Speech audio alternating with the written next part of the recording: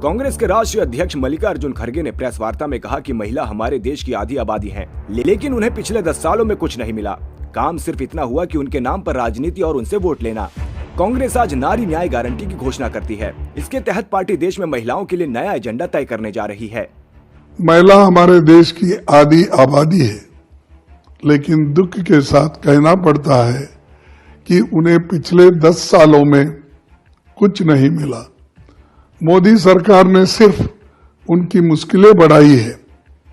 काम हुआ है तो सिर्फ एक महिलाओं के नाम पर राजनीति और उनसे वोट लेना, चाहे महिला आरक्षण का जुमला हो, बढ़ती महंगाई हो, रिकॉर्ड बेरोजगारी हो, बढ़ते अपराध हो, इन सभी मुद्दों का असर सबसे ज्यादा महिलाओं पर होता है। इन सभी पर मोदी सरकार पूरी तरह फेल रही है। इसीलिए कांग्रेस पार्टी आज नारी न्याय गारंटी की घोषणा करती है। नारी न्याय गारंटी के तहत कांग्रेस 5 घोषणाएं कर रही है। पहला, महालक्ष्मी गारंटी। इसके तहत हर गरीब परिवार की एक महिला को सालाना 1 लाख रुपए की मदद दी जाएगी। दूसरा, आधी आबादी पूरा हक। इसके तहत केंद्र सरकार के स्तर पर होने वाली आधी नई भर्तियों पर महिलाओं का अधिकार होगा। इसके तहत कांग्रेस पार्टी महिलाओं के लिए देश में एक नया एजेंडा सेट करने जा रही है। नारी न्याय गारंटी के अंतर्गत कांग्रेस पार्टी 5 घोषणाएं कर रही है। उसमें पहली घोषणा है महालक्ष्मी गारंटी। इसके तहत सभी गरीब परिवार की एक महिला को सालाना 1 लाख रुपए की सहायता दी जाएगी। दूसरी घोषणा है आधी आबादी पूरा हक। इसके तहत केंद्र सरकार की नई नियुक्तियों में आधा हक महिलाओं को मिलेगा।